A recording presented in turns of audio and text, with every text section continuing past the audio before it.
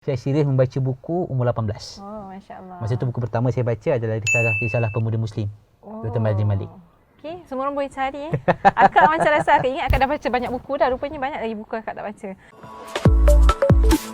Hai, Assalamualaikum warahmatullahi wabarakatuh. Selamat datang ke rancangan Hacks episod yang ke-14. InsyaAllah dah 14 episod. Yang ini yang kedua lah untuk 2021. Kalau sebelum ni kita banyak cakap pasal topik-topik yang menyentuh kepada guru, student di sekolah kan. Lepas tu ibu-ibu yang parents dan macam-macam lagi. Tapi ada satu watak yang anak muda yang kita tak sentuh lagi, which is watak mahasiswa. Dan hari ni saya bawakan seorang speaker yang memang sangat membawa suara mahasiswa insya-Allah, iaitu saudara Usaid. Mungkin Usaid boleh kenalkan diri lah. Dia tak payah mahasiswa sangat kot.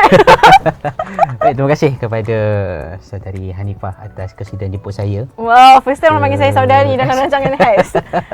Kita santai-santai je Ustaz. Oh, santai. Tapi okey je, santai dengan saudari pun.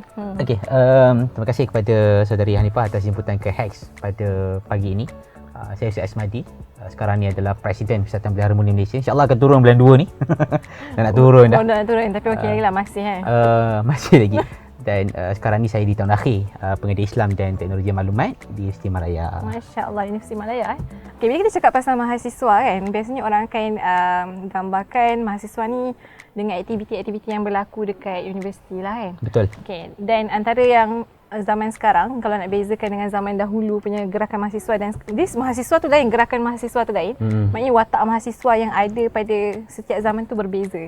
Tapi zaman sekarang lebih terkenal dengan ramai mahasiswa yang mengambil jalan ataupun pilihan untuk menjadi watak yang escapism. Apa pendapat Ustaz? Saya punya pendapat yang pertama, obviously kita tak boleh pukul rata lah. Kita tak boleh pukul rata bahawa mahasiswa memilih untuk escapism dan sebagainya. Mungkin ada, mungkin tidak.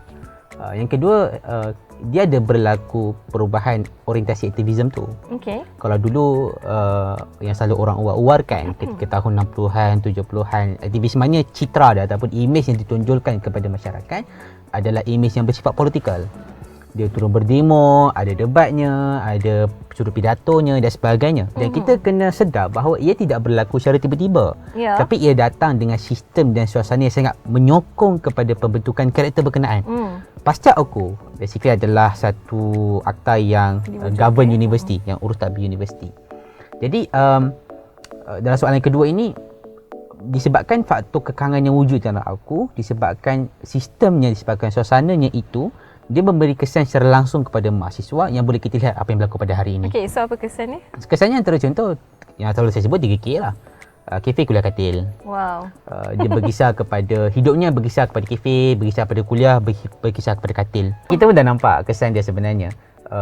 Apabila aku dah wujud 40 tahun, kita melahirkan orang yang macam mana? Kita melahirkan satu budaya, dua budaya lah yang disebut dalam buku Aktivisme Mahasiswa Malaysia oleh Radhi Alwis. Kalau boleh baca terjemahannya, diterjemahkan oleh Harizwan. Dia kata ada dua budaya yang wujud disebabkan Auku. Pertama adalah culture of fear. Menarik, budaya takut. Yang kedua adalah culture of silence, budaya bungkam, budaya diam. Takut apabila bila mahasiswa ini cuba untuk berinteraksi dengan isu yang berlaku sekitarnya, dia cuba bersikap lantang. Yes. Dia ditakut-takutkan dengan ugutan, dengan ancaman, kata nanti beasiswa akan ditarik, pengajian akan ditamatkan. Kena berhenti belajar. Ini yang berlaku. So, mahasiswa takut. So secara tak langsung dia akhirnya mewujudkan satu lagi budaya yang baru, dipanggil sebagai culture of silence.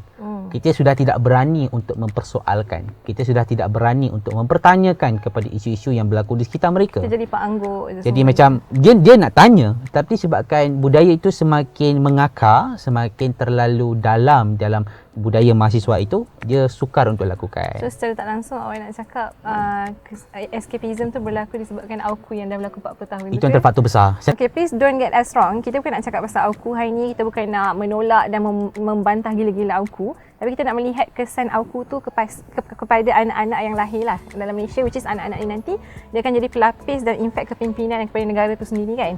Akan mencorak negara tu. Okay, so hari ni kita balik kepada tajuk kita, iaitu suara dan gagasan mahasiswa. Kalau kita nak tengok kan, tadi kita cakap pasal 60-an, 70-an kan Ustaz kan. Tapi hari ni kita dah masuk alaf ke-21, which is sangat jauh kan. Dan apa yang digagaskan, apa yang dibawa dan diperjuangkan oleh mahasiswa tu mungkin sama, mungkin berbeza. So sekarang ni apa yang mahasiswa tengah perjuangkan sebenarnya? Bila orang membandingkan antara tahun 60, 70, 80, 90 sampai 2000 dan sekarang ni dah masuk 2020, kita perlu bersikap adil bersikap adil terutama dalam soal konteks keadaan, juga dalam soal keperluan sesuatu itu. Kita kena bersikap adil tu, kita tu siapa? Kita semualah.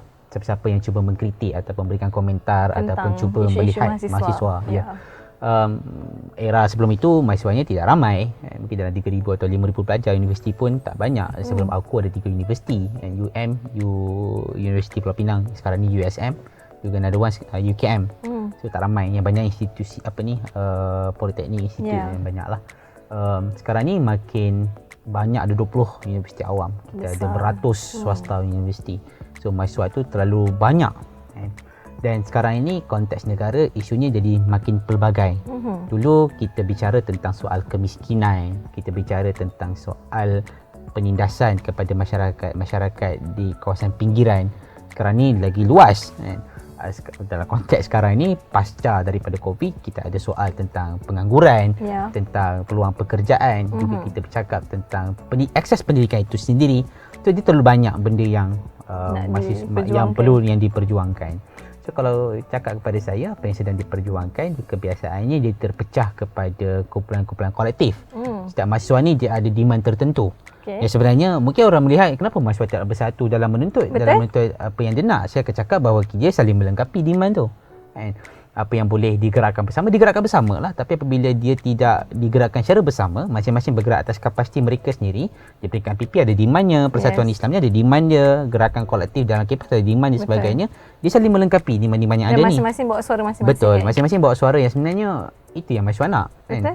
Contoh, sekarang ni dalam konteks kalau di dalam peringkat harmoni yang kita demand secara berterusan dalam semua kenyataan media kita kata mahasiswa mesti terlibat dalam perbincangan dan pembuatan keputusan polisi.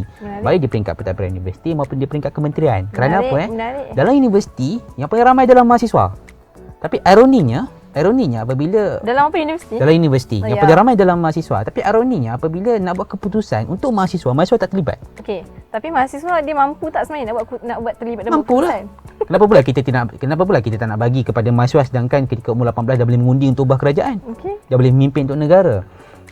Dia macam satu benda against kan? Betul. Saya sikap saya dalam soal pelibatan mahasiswa dalam pentadbiran mempolisi. Yang pertama, kita kena bagi ruang. Kita tidak boleh kata mahasiswa dah bersedia ke belum? Macamlah dulu waktu kita budak-budak dulu. Kita bersedia. Kita bukan bersedia pun nak jalan kaki. Kita buatlah kan. Kita buat kita jatuh. Dan akhirnya kita belajar macam nak berjalan. Sama juga bila kita masuk ke sekolah rendah. Adakah kita dia kau dah bersedia untuk membaca? Tak. Kita masuk je dulu. Betul tak?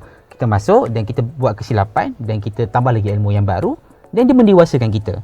So dalam konteks pelibatan mahasiswa dalam ruang pentadbiran universiti ke maupun di ruang kementerian, saya melihat bahawa mahasiswa perlu dilayan sebagai orang dewasa. Orang dewasa maksudnya orang yang berani untuk buat keputusan dan berani untuk mengambil tanggungjawab kepada kesan keputusan. Ruang tu bagi dulu kan, baru you cakap ruang tu. Okey, tapi tadi akak tertarik lah bila Ustaz cakap pasal ada benda yang kita boleh perjuangkan sendiri ikut kumpulan masing-masing. Ada yang kita perlu buat sama-sama lah. So far untuk pasal sekarang, apa yang diperjuangkan secara bersama? Pertama, kebajikan mahasiswa itu sendiri. Apa yang sedang diperjuangkan oleh semua mahasiswa. Akses kepada kualiti pendidikan. Yang keduanya adalah kepada masyarakat yang disentuh oleh mahasiswa. Secara umumnya begitu, dua ini. Akak macam terfikir macam mana recently bila orang cakap kan, kalau waktu zaman-zaman COVID ni lah, kenapa macam banyak watak rakyat yang menjalankan kerja-kerja kerajaan kan. Tapi sekarang ni macam bila awak cerita seolah macam mahasiswa pun ambil take part kan. Adakah bila mahasiswa sampai kena ambil part-part yang macam ni menunjukkan betul kerajaan tak buat kerja ke atau macam ni? Tak, akak just terfikir je tau, bukan nak tolak kerajaan. Nak kena respon ke? Ya, akak nak tahu macam nak balancekan benda tu, faham tak? Pandangan saya kerajaan dia ada tugas hakiki dia. Paling asas adalah dia kena pastikan bahawa segala polisi, segala pengurusan di peringkat pentadbiran kerajaan sebagainya perlu menjaga kebajikan rakyat. Kewujudan NGO, kewujudan non-government organisation ke think sebagainya, dia melengkapi kepada apa yang kerajaan tak boleh buat. Sebab akhirnya kepercayaan saya bahawa sektor masyarakat besar ni ada 3 bahagian. Kita ada bahagian yang sektor pertama itu adalah politik lah, yang memegang polisi. Yang kedua ni adalah bahagian ekonomi, orang-orang bisnes, syarikat. Bahagian ketiga ni adalah masyarakat umum. Ada mahasiswa, ahli akademik sebagainya. dia sebenarnya saling melengkapi antara satu sama lain. So bila kita balik kepada isu mahasiswa, walaupun nampak bila kita dengar Ustaz cakap kan, benda yang digagaskan, yang diperjuangkan sangat besar dan best tau sebenarnya. Betul. Tapi I believe yang sebenarnya orang yang perjuangkan ni hanya beberapa figure je. Betul. Dan padahal benda yang kita perjuangkan ni adalah tentang mahasiswa tu sendiri kan. Adalah part mahasiswa, ada part masyarakat. Betul. Tapi untuk part mahasiswa ni, untuk perjuangan ni, adakah semua orang, setiap each of macam figure mahasiswa yang ada dekat universiti tu perlu take part, ataupun hanya tak apa je certain orang and then yang lain tak, yang tak apa? Paling ideal dah semua lah. Paling ideal dah semua. Sekurang-kurangnya boleh menyatakan pendirian. Maksudnya apa sikap dia apabila mahasiswa melontarkan menyatakan apa yang mereka nak. Mahasiswa perlu ada jiwa yang dia merasakan bahawa di antara mahasiswa Universiti A dengan Universiti B, hakikatnya kita bersaudara. Kerana apa? Bila saya sebut mahasiswa ni hakikatnya adalah bersaudara dengan semua universiti seluruh Malaysia. So ketika dicubit per kanan, per kiri pun terasa. Dalam konteks sebagaimana yang soalan tadi tu, firstly kena ada mindset yang hakikatnya kita semua bersaudara, dan tidak salah untuk kita ambil perhatian kepada isu yang berlaku di universiti mereka pun. Tidak salah untuk kita respon, tidak salah untuk kita nyatakan sokongan, nyatakan bantahan, sebagainya. Yang pertama. Kedua adalah mahasiswa dia kena belajar bagaimana nak menghormati idea orang lain. Menarik. Dan bagaimana tidak memperlekikan idea orang lain. Dia mungkin ada yang bila diperjuangkan dia rasa bukan ni nombor 2 ke nombor 3, tak apalah, biarlah dia perjuangkan. Tapi janganlah kita ambil sikap cuba merobohkan keadaan. Betul. Okay, so hari ni saya nak tunjukkan dekat semua audiens, saya bawa buku Gagasan Harmoni Tawaran Mahasiswa. Ini antara produk-produk NGO yang Persatuan Belia Harmoni lah, yang USAID menjadi presiden. So saya tertarik untuk bawa satu isu untuk dibincangkan dengan USAID secara ringkas, yang ditulis oleh saudara Marwan Abdullah kan. Di bahagian artikel bahagian pertama, di mana Marwan Abdullah kan, saudara Marwan Abdullah dia menceritakan kan, dan dia mengharapkan kepada mahasiswa tu sendiri untuk menunjukkan kepada dunia luar, kerajaan ataupun masyarakat luar, sepatutnya kita harus macam mana, faham tak? Bermula dengan kampus tu sendirilah. Betul. Tapi akak terfikirlah, how big is suara mahasiswa tu sampai dia boleh ke nak ubah benda yang dekat luar tu dengan benda yang dia bermula dengan mahasiswa tu, faham tak? Contohnya benda yang dia tulis adalah pilihan raya. Pilihan raya kampus, pilihan raya umum. Macam boleh ke bagi impact suara mahasiswa ni? Boleh. Ketika Harmoni melancarkan 8 gagasan kampus Harmoni itu, ada semua 88 itu, dia adalah satu idea. Sebab bila kita review balik gerakan mahasiswa sebelum ini, kita ada banyak tuntutan, tapi kita tak clear tuntutan kita ni dikategorikan sebagai apa. Jadi Harmoni ambil inisiatif cuba menyusun semula apa yang diminta oleh mahasiswa dalam 10 tahun kebelakangan ini. Kemudian kita buat survey kepada mahasiswa, ada sebut dalam buku itu, dan kita senaraikan 8 gagasan. Dan 8 gagasan itu adalah 8 gagasan yang bukanlah hak milik mutlak Harmoni, tapi dia adalah gagasan bersama. Cuma bagi kita, jika gerakan lain bawa idea gagasan tapi dalam wording yang berbeza, value sama, tak ada masalah, kita tetap sokong dan setuju bersama. Bila Marwan menyebut tentang impact daripada kampus keluar, kan, saya percaya bahawa universiti ada satu kedudukan yang sangat penting dalam konteks pembangunan negara. Kerana universiti sifatnya adalah satu gedung ilmu. Di dalamnya ada ahli akademik, ada kumpulan intelektual, ada Roshan Fiqh sebagainya lah. Juga mereka ini adalah kumpulan yang berterusan cuba mencari kebenaran, berterusan untuk melihat apa yang bermasalah dan bagaimana nak betulkan dan sebagainya. Daripada sinilah keluarnya polisi yang akan dibentang, yang akan dibawa kepada mereka yang memegang polisi. So cuma yang bermasalah ketika ini adalah tiada kesatuan di antara mahasiswa, basically dalam kalangan ahli dari universiti itu sendiri. Macam yang saya lihat, pergerakan ke depan ini yang pertama untuk dibangunkan adalah macam mana kita nak menguatkan hubungan di antara pesyarah, mahasiswa dan pihak pentadbiran. Sebelum ni tak ada. Sebelum ni tak berapa sangat lah. Macam pesyarah, dia bergerak pesyarah, mahasiswa kan. So kita cuba nak gabungkan. Betul. Macam kalau macam Marwan sebut tentang PRK, macam mana bagi impact kepada PRU. Saya akan sebut bahawa bagaimana pengamalan di dalam PRU itu jika kita berjaya membentuk budaya baru. Kalau dalam Harmoni kita panggil sebagai politik nilai. Politik by value, bukan politik by sentiment ataupun politik by persepsi. Yang sedang berlaku di luar sekarang inilah. Kita percaya bahawa jika kita mampu untuk memberikan model yang betul ataupun model yang sepatutnya, dia akan secara langsung memberikan contoh kepada masyarakat dan masyarakat tahu bahawa the real politik ataupun politik yang sepatutnya adalah begini. Ustaz cakap perubahan ni dia akan ambil masa kan. Akak macam terfikirlah, maksudnya kita selalu fikir perubahan ni benda yang kita buat akan bagi impak kepada pihak lain secara tak langsung. Ini adalah pihak yang buat tu, maka bila dia buat dia kena bagi impak kat sini. Tapi sebenarnya bila impak tu dibuat pada orang yang buat tu sendiri kan, macam mahasiswa tu menjalankan PRK secara telus and so on, dan dia ni lah akan menjadi masyarakat yang akan keluar kan. Betul. Dan dia lah akan menjadi orang seterusnya yang akan melalui PRU tu. Betul. So itu pun adalah salah satu faktor yang akan membawa perubahan tu sendirilah. Okay, so akan nak balik-balik kepada macam mana timeline mahasiswa lebih 60-an, tak habis 60-an 70-an tu kan, which is macam zaman kebangkitan dan dia kuncup kan. Tapi sekarang akak percaya gerakan mahasiswa dan suara mahasiswa tu sendiri still membawa suara-suara rakyat dan agenda-agenda yang besar lah. Cumanya apa benda yang menjadi cabarannya lah akak rasa adalah macam mana kita nak bawa balik ruh tu masuk ke dalam, nak store in dalam jiwa-jiwa mahasiswa. Mahasiswa ni dia mengalami satu fasa transisi yang sangat dinamik lah, bukan daripada mahasiswa keluar, tapi daripada zaman sekolah yang dia sangat note, bawa beg sekolah, pegang buku, ke SPM, tiba-tiba dia masuk ke fasa universiti yang dituntut untuk bawa satu gagasan yang besar, in fact diharapkan menjadi LPU and so on kan. Maksudnya apa tips lah ataupun cadangan daripada Ustaz sendiri untuk adik-adik masih sekolah supaya dia dapat cope dengan cepat? Maksudnya benda tu bermula daripada zaman sekolah, bukan mula waktu zaman universiti. Betul. Pada saya pertama adalah membaca lah. Jangan bagi seorang kira dulu. Okay. Pada saya adalah pertama saya suka ambil pandangan daripada ataupun sikap daripada Buya Hamka dalam buku dia. Dalam satu buku yang ditulis oleh panelis, saya tak ingat panelis mana, Azhar something like that lah. Satu buku tu tajuk dia 100 tahun mengenang Hamka. Dalam buku dia cuba membedah Hamka, bagaimana Hamka menjadi Hamka. Antara sikap Hamka adalah dia apply 4 benda. Pertama, dia membaca sangat banyak buku. Betul. Yang kedua, lepas dia baca, dia berbincang dengan rakan-rakan dia. Tak cukup membaca je. Tak cukup membaca. Dia kena ada integrasi. Betul, dia kena jumpa kawan, bicarakan idea. Yang ketiga adalah menulis. Oh, menarik. Sebab menulis ni dia membantu kita menyusun idea. Dia membantu kita menyusun apa yang perlu kita bicarakan, apa yang perlu kita diamkan. Okay. Yang terakhir adalah musafir ataupun mengembara. Oh, menarik. Itu yang menjadi Hamka. So untuk anak murid ataupun budak-budak sekolah yang baru masuk universiti, pandangan saya basic membaca. Bacalah buku sebanyak-banyaknya. Bacalah buku, jangan tersangkut kepada buku yang berkaitan dengan subjek pengajian kita sahaja.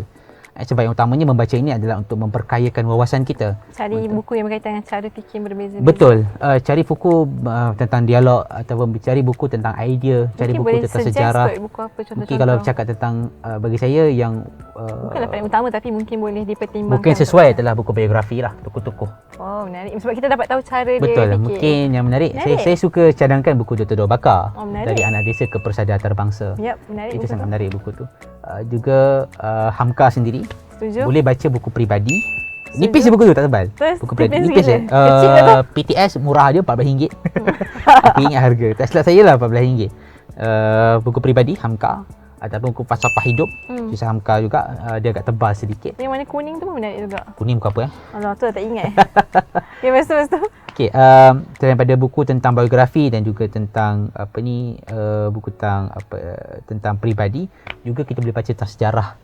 Sejarah ni bukan buku teks mata-mata. Boleh baca buku Syed Hussein Ali bercakap tentang hubungan etnik. Boleh baca tentang buku Abdul Rahman Embong bercakap tentang negara bangsa, antara contohnya lah. Tapi mungkin agak besar lah. Kalau nak kecil sikit, bacalah novel-novel tentang masyarakat. Contohnya buku yang ditulis oleh Raiha Bahauddin, tulisan Bubuk. Akak macam wuyuk dia gila. Aku tengah duduk sebelah siapa ni? Ini satu buku yang sangat baik. Saya kalau dalam banyak novel yang mungkin boleh saya cadangkan, baca buku novel yang bertajuk Kuning Pesisir Morton. Apa dia sebut balik? Sebenarnya Kunang Pesisir Morton. Kan kepada adik-adik, pertama baca buku apa yang kita minat, yang kita suka. It's okay kalau komik, it's okay kalau novel, nothing wrong with that. Membaca tu penting. Yang penting baca dulu. Okay, selain daripada membaca, apa lagi interaksi. Cuba explore seluas mungkin ruang-ruang yang kita ada. Lagi-lagi sekarang di dunia teknologi maklumat ini, ada banyak tempat kita boleh pergi. Explore interaksi dengan mereka yang berbeza idea dengan kita, interaksi dengan cara fikir lah. Maknanya jangan bunuh ruang fikir. Jangan bunuh ruang fikir itu. Jangan mematikan ruang untuk kita berfikir. Sebab saya percaya bahawa antara kurniaan besar kepada manusia adalah berfikir. Apa yang awak nak mahasiswa ni take home message lah? Okay, banyak benda lah kalau ni kan. Baik. Cuma pandangan saya buat rakan-rakan mahasiswa yang mungkin sedang bergelut dengan kesusahan. Sekarang pun kita ada musim banjir, kemudian kita ada pengajian syarah atas talian. Susah kan? Kita sedang menghadapi satu fasa yang penuh ketidaktentuan. Dan kata Najwa Shihab, Duta Membaca Indonesia, dia kata di zaman ini orang yang berjaya bukanlah orang yang cerdik, tapi adalah orang yang mampu beradaptasi dengan keadaan. Mereka mampu untuk berorientasi dengan perubahan. So apa yang perlu kita bina kepada peribadi kita adalah bagaimana kita nak adapt dengan keadaan tanpa kita menyalahkan benda-benda yang di luar kawalan. Banjir, kita salahkan banjir, dia agak susah lah sebab di luar kawalan kan. Cuma soalnya adalah selepas itu apa. So pertama, saya fikir kita perlu ubah cara fikir kita, mindset kita. Kita perlu ubah cara mindset kita, fikir kita dalam macam mana kita, apa lagi benda yang kita boleh membaikkan diri kita. Yang kedua adalah kita perlu ubah kepribadian kita, bukan semata-mata kepentingan diri kita sahaja, tapi kita perlu fikirkan orang lain juga. Bersikap empati dengan semua orang. Okay. Yang terakhir adalah mungkin message last yang saya nak mungkin untuk bawa pulang adalah kita perlu ada satu kefahaman bahawa mahasiswa ini akhirnya semua bersaudara. Tak kisahlah kita bergerak di mana, baik bersifat parti politik maupun bersifat community, think tank, ekonomi sebagainya. Mahasiswa ini bersaudara, kita perlu ambil perhatian kepada mahasiswa yang lain juga. Kalau tidak setuju, tidak mengapa, tiada masalah, tapi janganlah sampai merobohkan ukhuwah atau hubungan di antara gerakan kumpulan mahasiswa itu sendiri. So itulah secara wrap up umumnya. Selamat baca, terus kritis, terus ke depan, insyaAllah kita ada ruang lain lah. Jangan tutup lagi Hex. Okay, so kalau anda nak tengok, nak teruskan cari tentang apa pemikiran-pemikiran ataupun yang kritikal benda-benda yang dikritik oleh Ustaz, boleh pergi ke FB beliau, Ustaz Asmadi. Sebab 20 minit memang takkan cukup lah. And then yang keduanya, apa yang menarik tentang sesi hari ni yang saya and Hanifah boleh konkludkan secara ringkas adalah idea-idea yang digagaskan oleh mahasiswa ataupun yang diperjuangkan oleh mahasiswa sebenarnya, kalau perasan, dia bukanlah untuk pada zaman mahasiswa je, tapi dia adalah satu benda yang patut diperjuangkan oleh semua orang. Betul. Tapi kenapa mahasiswa je yang perjuangkan benda ni kan? Dan benda ni sebab tu dah dia sentiasa evergreen dan dia boleh terus ke mana-mana sampai bila-bila. Betul. Tapi yang sayangnya bila mahasiswa je yang perjuangkan secara bersungguh-sungguh lah. So yang tengok hari ni saya percaya bukan mahasiswa je. Macam orang-orang macam saya dah kerja, kita kena lihat balik apa nilai-nilai yang kita nak tengok sebenarnya, yang kita kena fikirkan balik dan kena bangunkan bersama-sama. Betul. Sebab hidup ni bukan ditentukan oleh hidup kita kat negara macam ni nilai yang dibangunkan oleh negara kita bukan ditentukan oleh mahasiswa saja, tapi oleh semua. Biar siapa pun kita, di mana pun posisi kita, tapi kita ada kita ada peranan kita yang masing-masing dan tersendirilah, insyaAllah. Okey, jadi insyaAllah episod Hex ke-14 hari ni, yang ke-14 hari ni, walaupun kita bawa nama mahasiswa, tapi semuanya membawa perjuangan yang sama lah, insyaAllah. Okey, Ustaz, hashtag kita apa hari ni? Hashtag mencorak Universiti Baharu. Universiti Baharu Dan insyaAllah daripada Universiti Baharu yang kita nak corak akan melahirkan corak masyarakat yang baru lah, insyaAllah. Yang lebih masya-Allah lah. Okay, so itu je, insyaAllah. Jangan lupa subscribe ke mana? Subscribe ke Hex. Salah. Subscribe ke YouTube channel TV Ikram. Okay. Lepas tu kita ada Twitter, kita ada FB, kita ada Instagram. Jangan lupa. Dan share lah ke mana-mana dan jangan lupa komen. Kalau anda ada nak komen apa-apa, nanti Ustaz boleh baca dan sambung jawab kat situ, tak adalah. Nanti kita akan sampaikan lah, insyaAllah. Okay, untuk korang-korang yang berminat dengan Belia Harmoni, boleh try search kan Belia Harmoni. Boleh buka di Facebook, kita ada Facebook, Instagram, YouTube, Telegram. Itu je Harmoni Malaysia. Kita ada 30 cawangan seluruh Malaysia. Ada 4,000 ahli. Gila kan? Ni presiden ni kot. Ada 4,000 ahli. Sangat berbesar hati untuk semua terlibat bersama dengan Harmoni, sebab kita sekarang cuba ubah orientasi pergerakan kita, yang mana kita cuba bergerak mengikut kepada bakat dan juga passion ahli. Oh, nice. Bukan semata-mata jawatan kuasa lah. Meraihkan bakat dan potensi. Betul, supaya tak ada siapa pun yang ketinggalan dan terbunuh. Semua orang boleh menyumbang berdasarkan kepada apa yang dia minat. Boleh tak agak jadi mahasiswa balik? Boleh, silakan. Okey, itu je. Okey, so master tak habis Hex nanti. Okey, itu je. Assalamualaikum warahmatullahi wabarakatuh. Terima kasih. Bersama membina masyarakat.